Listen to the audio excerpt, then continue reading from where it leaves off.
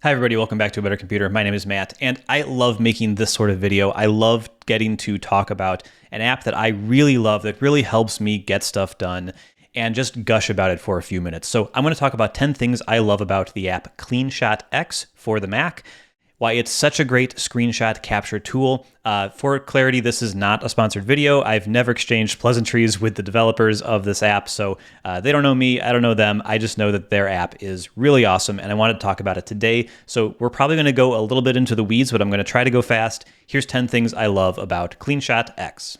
Okay, so the first thing is kind of minor, but I really think it's important for getting people to use this tool, and it's that CleanShot X works very similarly at the basic level compared to the macOS screenshot tool. So for those who don't know, if to take a screenshot on a Mac, you hit Command-Shift-3, that takes a screenshot of the entire screen, and if you do Command-Shift-4, that lets you select a portion of the screen. If you hit the spacebar, you can select a specific window on the screen, like the dock or something, and take a screenshot of just that. If I just do kind of like this, cool, I've got a screenshot of a portion of my display.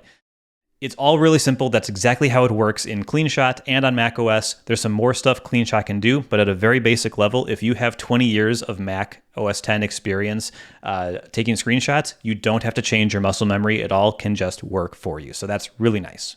Now, annotating screenshots is a huge part of taking screenshots for a lot of people, including me. So let me take a screenshot of kind of this portion of the app, and we're going to go down here and hit the Annotate button in the pop-up. So that brings up something that's pretty similar to what you're used to on macOS.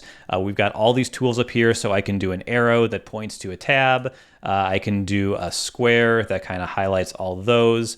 If I want to block something out, I can do a little filled in square over it, or I can use the pixelate tool to kind of pixelate. Maybe I want to pixelate the names of these files. They're just image files, so I don't really care, but so I can do that. If I want to duplicate an item here, so maybe I want to also mask out the dates here, I can hold Option and then click and drag to duplicate that item, so that can do that. We'll go ahead and resize this as well to just the dates. So that's all really nice. If I'm got this one selected, I can also change the color, so I can make it orange if I'd like. I can make it green, whatever. And then when I draw the next one, that's going to be green as well. So yeah, all this kind of just works nicely. And you have tons of flexibility. I can freehand over it. I can highlight things. Again, in different colors. I probably want that to be yellow. So let me do that. Let me go there.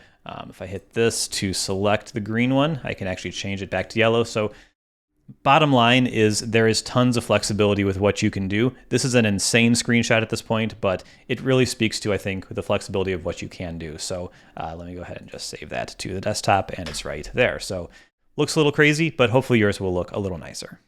Another thing that I really like is the ability to do scrolling captures. So here's a website with a whole bunch of stuff, and maybe I want to capture some of it. So I'm going to go up here and go to CleanShot in the menu bar, and I'm going to do scrolling capture. So all I have to do is select the portion of the screen I want to capture. There we go. It's going to say Start Capture, and then I can start scrolling. And I'm scrolling the page. You can see over on the right, it's capturing what I'm scrolling by. It does say please slow down if you start to go too fast. So once I'm good, I feel like that's probably enough. I'm going to say done.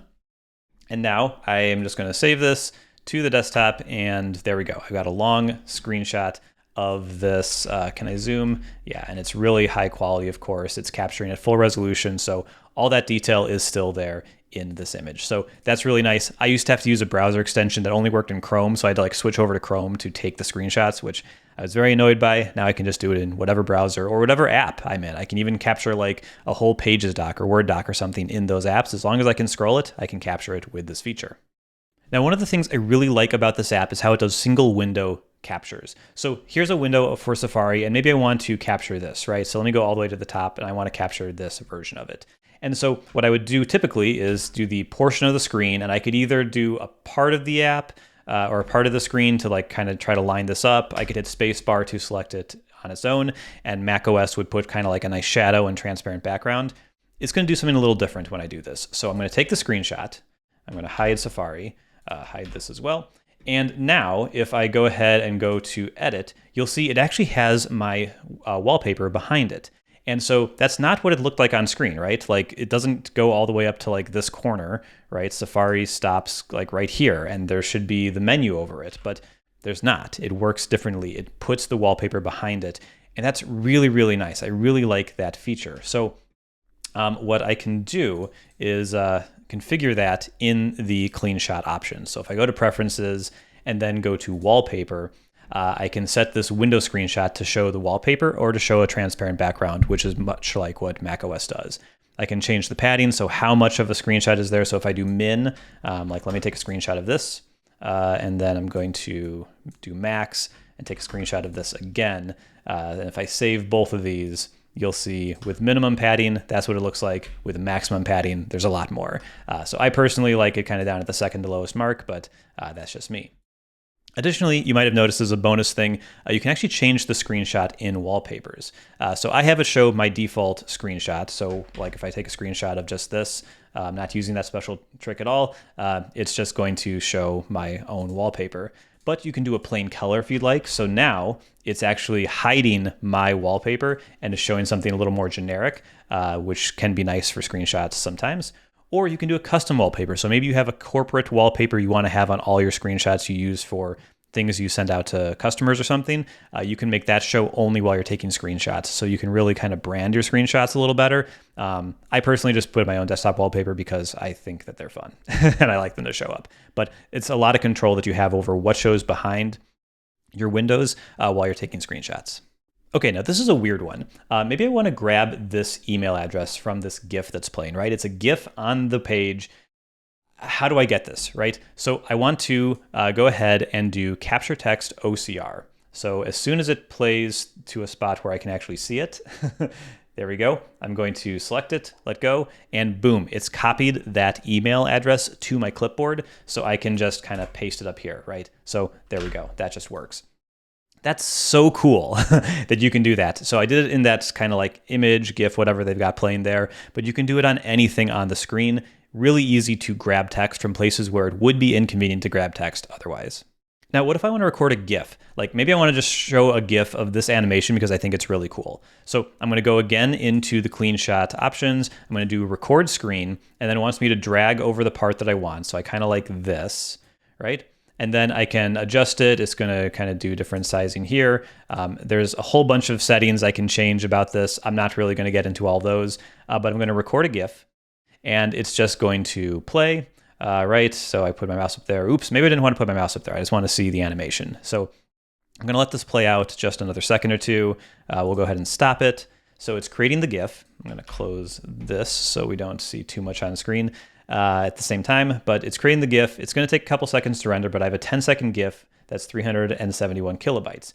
But I had my mouse on screen there, and I didn't actually want that. So let me go ahead and just kind of pull it back to just the bit that I want. So let me just do kind of this much. So trim it. It's trimming the video. You'll see it progress there. And now it's 4 seconds and is 116 kilobytes. Save it to my desktop, and boom. There's a GIF playing, and I can share it wherever I'd like. Super easy to do. Okay, now here's an interesting one. So maybe I want to put a screenshot of my doc in this document. So let me go ahead and take a screenshot of the doc. So there we go. And then this down here is not only a way for me to copy it, save it, close it out, upload it, or like annotate. I can also just drag it into anywhere. So I dragged it into this Pages document, but it also works with Word documents. It works with Google documents. It works with Slack, Discord. Basically anything you can drag a file onto, it'll work with. So it's really just a file that will show up down here. Let me take another screenshot. This is just a file and you can drag it wherever you'd like, and it just kind of works like you'd expect. So really, really like this feature. I use it literally all the time for sharing things with my team in Slack while I'm at work. Now, one of the things that we've kind of talked around this whole time is when I take a screenshot, I get this little pop-up down here. And so it seems to have some behavior where it is like disappearing after an amount of time, and it's just doing some stuff. This can be configured. So if I go into my app preferences again, and I go into general, I can do a couple things. So I can control where photos are saved when I'm done. So I have them saved to the desktop, but you could do anywhere on your device. I can have after capture, I can decide what happens to screenshots and recordings separately. So the screenshots, I have access or show the overlay thing and copy to the clipboard. So I immediately have a version on my clipboard I can just paste somewhere if I'd like. I can also have it save automatically right away. I can upload it to the cloud, open the Annotate tool. You have a lot of control here. And again, different settings for screenshots and recordings. So that's really cool. Additionally, you have this quick access setting over here. You can choose whether it shows on the left or the right of the screen. You can decide how big it is. So if I take a screenshot of this window, that's the size I have, but I can make it smaller or I can make it way bigger. Again, I happen to like this one. And I have it set to auto close after 30 seconds. There's some other options here. And when it closes, do I want it to save and close, or do I just want it to close? And so for me, I want it to save once those 30 seconds are up and I haven't done anything with it, save it to my desktop. I'll do something with it later. So that's all really nice, really configurable. And again, it's kind of the power of a third-party tool is it is more likely to give you more control than the system built-in option. Okay, we are almost there. There's only two things left. The next one is the cloud. So let me take a screenshot of just my entire desktop, right? So there's a screenshot of my entire desktop and I have this cloud option here. So I'm gonna go ahead and upload it to the cloud and it's gonna upload. It should say done in a second and I'll get a notification in the top right that says, hey, my link's been copied. Cool. So let me open my browser. And when I go to that URL, there's my screenshot. It's looking great, powered by CleanShot Cloud. I can download it. Anyone can do this. It's a public link, so anyone can access this. I don't have to like make it public or anything. So that's really nice. And I have a full kind of dashboard where I can see all of my files. I'm just reloading to get that one on there.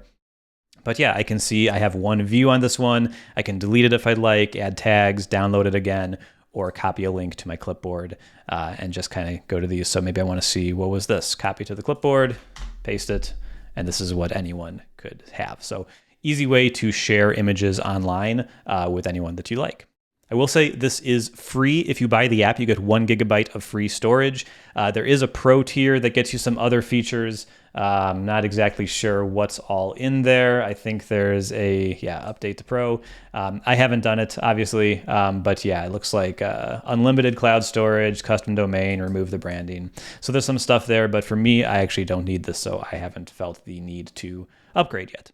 And finally, you've seen me do a lot of this through things on screen, open up this window a bunch and everything, but there are keyboard shortcuts you can set up for basically everything in the app. So all of this stuff, like all the screenshot options, they have the default ones there, but I could have done ones for capturing text, for capturing like a window or something, a full screen window, did that.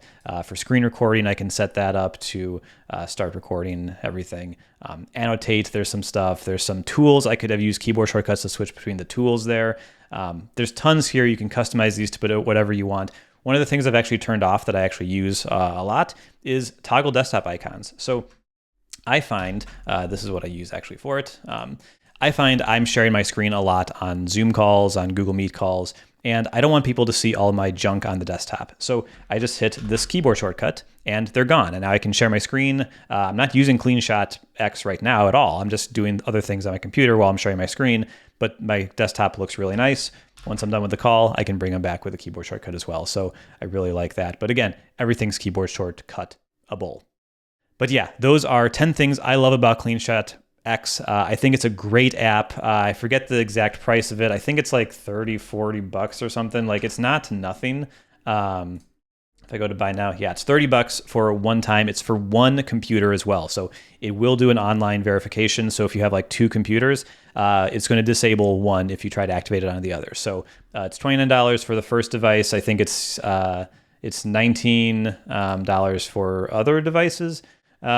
I'm not 100% on the pricing, but I'm currently paying for one device for just my work computer. But for my personal computer, if I ever decide I need it, I think I can add another device to it. But yeah, this is CleanShot X. I think it is a really, really good app. And hopefully this video, while a little long, gave you a good idea about whether it's an app that's worth it for you, because there's no free trial. You can buy it and there's a 30-back money day guarantee, which I assume just means if you don't like the app, you can just, let them know.